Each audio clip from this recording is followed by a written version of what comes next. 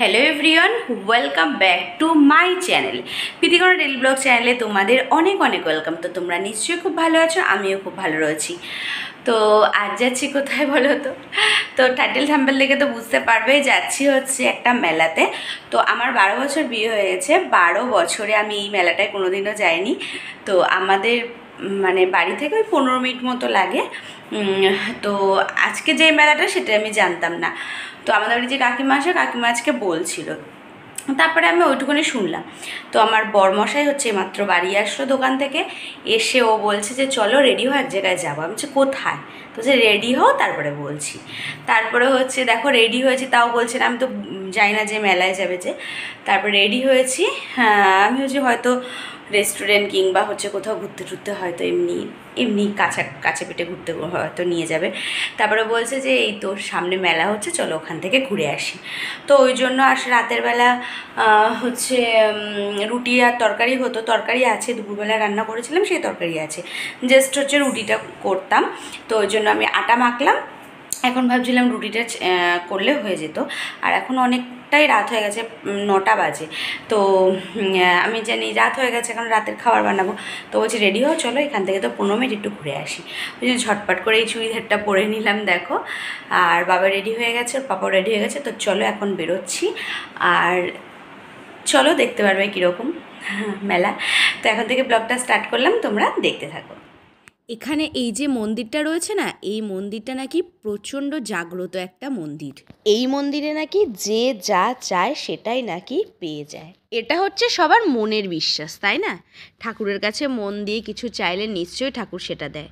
তো কিন্তু সবাই বলে যে এইখানে পুজো দিলে আর ঠাকুরের কাছে যে যা চায় সেটাই নাকি পায়। তো যাই হোক, তো আমি হচ্ছে এবছর প্রথম আসলাম, এতদিন কখনো আসিনি। তো এসে দেখলাম যেখানে সবাই পুজো দিচ্ছে আর সামনেই পুজোর জিনিস কিনতে পাওয়া যাচ্ছে, আমি কিনে নিয়ে পুজোটা দিলাম। এখানে যে যিনি দাঁড়িয়ে রয়েছে লাল রঙের কাপড় পরা, উনি বলল মা পুজো দেবে? আমি বললাম হ্যাঁ। তো ওই জন্য বলল ঠিক আছে তুমি পুজো দাও। পুজো দিয়ে ঠাকুরের একদম সামনে, মায়ের সামনের থেকে তো আমাকে হচ্ছে প্রসাদ দিল। সেই প্রসাদ হচ্ছে আমি বাড়ি নিয়ে এসেছিলাম, আর পুজোটাও খুব সুন্দরভাবে দিলাম। উনি যেরকম করে বলল ঠিক সেরকম করেই দিলাম। কথাতেই আছে কি বলতো, বিশ্বাসে মিলায় বস্তু, তর্কে বহুদূর। কারোর সঙ্গে তর্ক করার কোনো দরকার নেই, নিজের বিশ্বাস নিজের কাছে। আমি যেটা বিশ্বাস করি সেই বিশ্বাসে হচ্ছে আমি পুজো করি। আমার তো মনে হয় মাথার ওপরে অন্য কেউ না থাকলেও ভগবান আছে। ভগবানের কাছে যদি মন দিয়ে কিছু চাওয়া হয়, ভগবান অবশ্যই তাকে দেবে। আর কখনো কি বলতো, লোভ করতে নেই, আর হচ্ছে হিংসাও করতে নেই। লোভ করলে আর হচ্ছে হিংসা করলে তাহলে জীবনে তুমি মানে কিছুই পাবে না। জীবনে কিছু চাইতে নেই ভগবানের কাছে, ভগবান এমনিতেই তোমাকে সব কিছু দেবে। তুমি সৎ পথে থাকবে, লোভ করবে না, হিংসা করবে না, ভগবান তোমাকে সব কিছু দেবে, দুহাত ভরে দেবে। কিন্তু হিংসা করলে আর হচ্ছে লোভ করলে তোমরা কিছুই হচ্ছে পাবে না। আমি ভগবানের কাছে কোনো সময় কিছুই চাইনি। ভগবান যা দিয়েছে অনেক দিয়েছে, আমার মনে হয় তাতেই হচ্ছে আমি অনেক খুশি। আমি চাই শুধু আমার পরিবারের, আমার শ্বশুরবাড়ির, আমার বাপের বাড়ির সবাই যেন খুব ভালো থাকে। আর এইটাই হচ্ছে আমি চাই, আমার বর, আমার ছেলে, আমার বাপের বাড়ির সবাই, আমার শ্বশুরবাড়ির সবাই, সবাই সুখে থাকুক, ভালো থাকুক, এটাই ঠাকুরের কাছে চাই। এর থেকে বেশি কিছু চাই না। নিজের জন্য তো কিছু নাই, যা দিয়েছে অনেক দিয়েছে। এটা নিয়ে সুস্থ থাকা আর হচ্ছে শান্তিতে থাকা, শান্তিতে বাঁচা অনেক ভালো। তো যাই হোক, অনেক কথা বললাম আজকে।